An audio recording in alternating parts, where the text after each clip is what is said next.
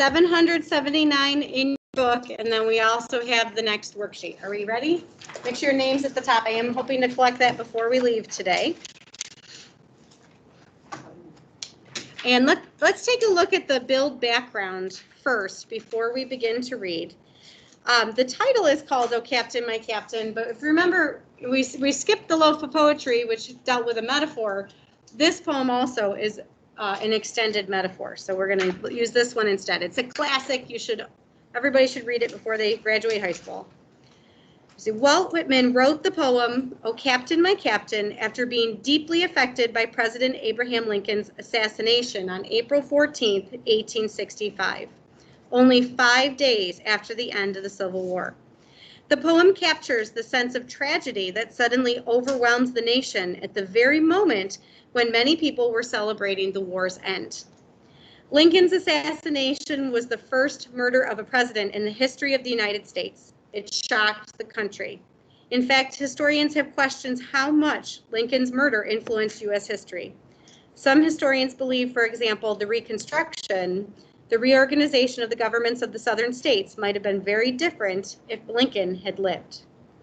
Now, instead of reading the part in green on the paper, which is about the extended metaphor, that's what our worksheet is on. Can I have somebody read the paragraph on our worksheet? Thank you, Katie.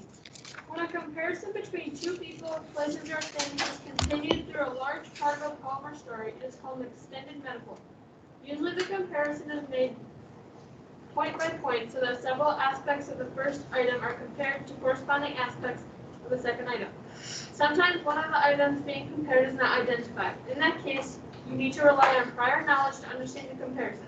Use a chart below to show how Walt Whitman uses an extended metaphor in "Oh Captain, My Captain." Okay, so this will be our what we use as we go through the poem. Back to page 779. Will someone read the paragraph about author's purpose? Thank you, Carter. An author's purpose is his or her reason for creating a particular work. An author might write a piece of literature to serve one of the following purposes: to entertain, to inform or explain, to express an opinion, to persuade. Although an author might have more than one purpose for writing, a piece of literature is usually written with one main purpose in mind. All right, we don't have a reader's notebook for the author's purpose, but keep that in mind because there are maybe some questions on your homework about why Whitman may have chosen to write this. And you might want to refer back to this spot with those bulleted notes. Do you remember doing this at the beginning of the year too? It's also in your interactive notebook, the author's purposes. We had tied, so we had an extra one. We also had describe, which they don't list. All right, let's turn the page and read the poem. Put it on the screen.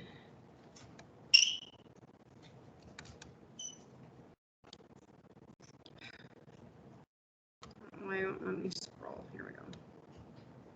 Okay, "Oh Captain, My Captain" by Walt Whitman. "Oh Captain, my Captain, our fearful trip is done. The ship has weathered every wrack, the prize we sought is won. The port is near, the bells I hear, the people all exulting. While follow eyes the steady keel, the vessel grim and daring. But oh heart, heart, heart, oh the bleeding drops of red, where on the deck my captain lies, fallen cold and dead. Oh Captain, my Captain, rise up and hear the bells.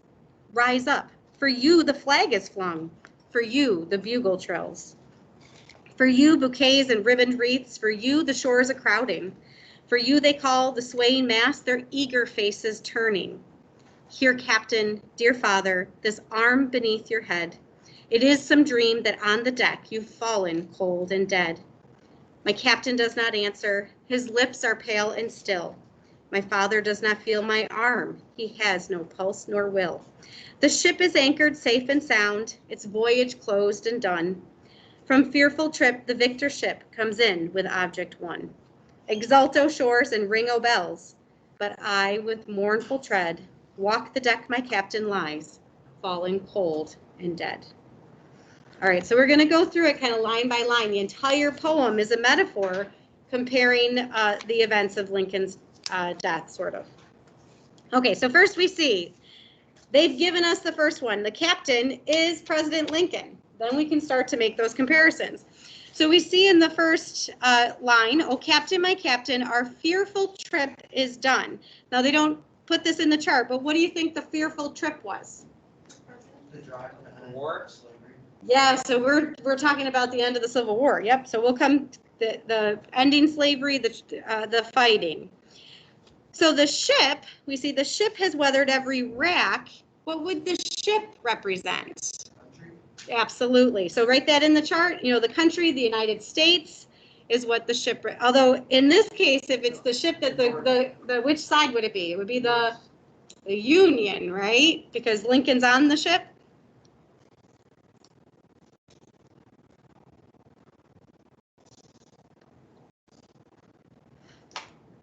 Now, they give us a footnote. The ship has weathered every rack, and they tell us at the bottom that a rack is a battering as by a storm. So that's why I have this storm here. What would the storm? is the south. Not just the South, but the war itself. Yep, so the Civil War would be the storm. Filling that in the chart. The prize we sought is one, we kind of heard that already. Somebody mentioned trying to get the end of slavery. That would be the prize, right? We don't need to write that down yet. We'll catch it at another point. We see the port is near, the bells I hear, the people all exulting. So we have the note below, arrival of the ship at port. What would that represent? The arrival of the end of the war. Yep, so we're going to say that's the end of the war. And we have a footnote again on the word exulting, which means they're rejoicing because the war is over, right? Now, if the ship has not made it to port yet, do the people know that the captain is dead? No, and it was the same in the country. Remember too how slowly news traveled, that they knew the war ended, but they didn't know that Lincoln had died. Okay, as that stanza continues, we get some more of the poet's feelings with, while follow eyes, the steady keel, the vessel grim and daring, but oh heart, heart, heart, oh the bleeding drops of red, where on the deck my captain lies, falling cold and dead. As it continues, oh captain, my captain, rise up and hear the bells. Rise up, for you the flag is flung, for you the bugle trills. So we're going to put that into the next box. We're going to use both. They're flinging the flag and playing the bugle. Both in one. Yeah, because otherwise we're not going to fit it all. This could have a few meanings.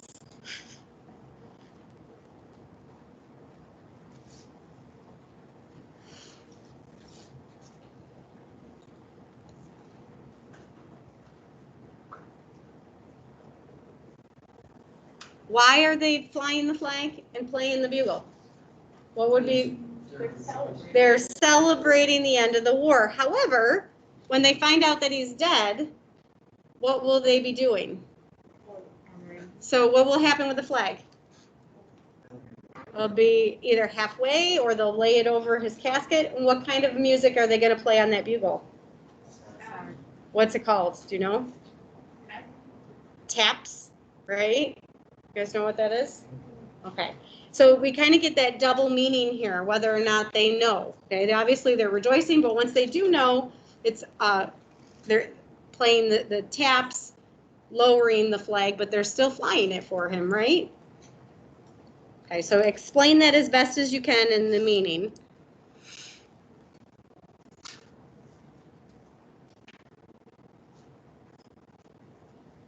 Please stop drawing on yourself.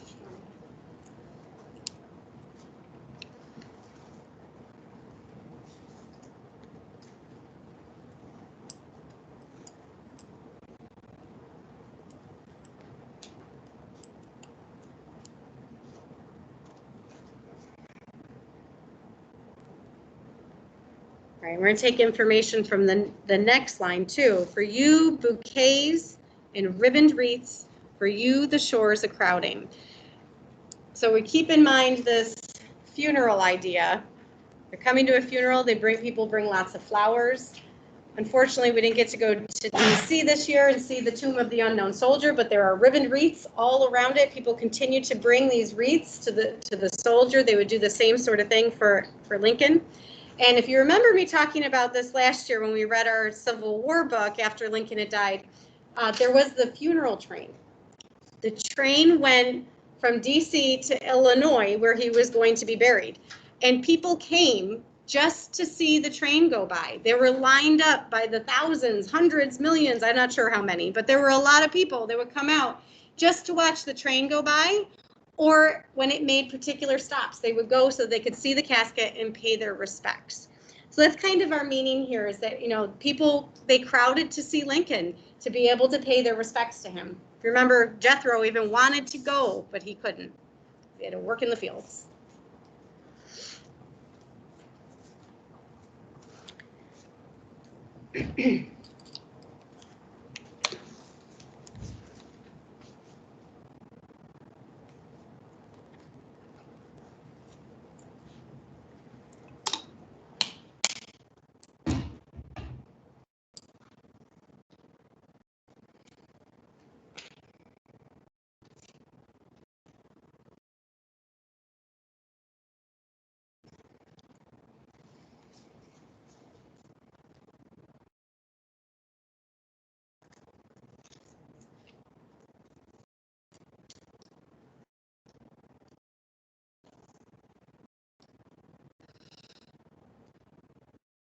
All right, you can keep writing. I'm just going to continue out that stanza, which similar meanings. For you they call the swaying mass, their eager faces turning. Everybody wants to see him. Here, Captain, dear father, this arm beneath your head. It is some dream that on the deck you've fallen cold and dead. So our poet, he's having trouble recognizing that he's actually died. The next stanza continues. My captain does not answer. His lips are pale and still. My father does not feel my arm. He has no pulse nor will. The ship, so our country, or the Union, is anchored safe and sound. Its voyage closed and done. The war is over. From fearful trip, the victor ship, the winning ship, comes in with object one, and that's going to be our next one. For the metaphor, the object one, I mentioned we'd come back to this when we're talking about the prize. What's the prize? What's the object? Ending slavery. I mean, there was a lot more to that war than, but that's the go-to one. Yep. Exult, O shores, and ring, O bells, but I with mournful tread walk the deck my captain lies, falling cold and dead. So we have this contrast of, yes, we're rejoicing the end of the war, but we're terribly upset that our leader has died. Before you leave, I want to collect this follow-up at the bottom of that worksheet. Hang on. Computer's not cooperating for me. Stop doing that. Come back. There we go. So it is asking for a paragraph. A couple of sentences is what I'm looking for. What do you think of Walt Whitman's extended metaphor, no captain, my captain? So start that with your topic sentence as far as what you think. Do you think he made a valid comparison? So is it valid meaning true? Does this seem like a reasonable comparison that he makes? And does the metaphor help you understand how he felt about President Lincoln's death? So you have 3 questions within there that kind of ties up your paragraph, and then give me a concluding thought. When you're done, I will take that from you. Do you have a question or no? You can write it on the back, you can write it underneath, wherever it fits is fine.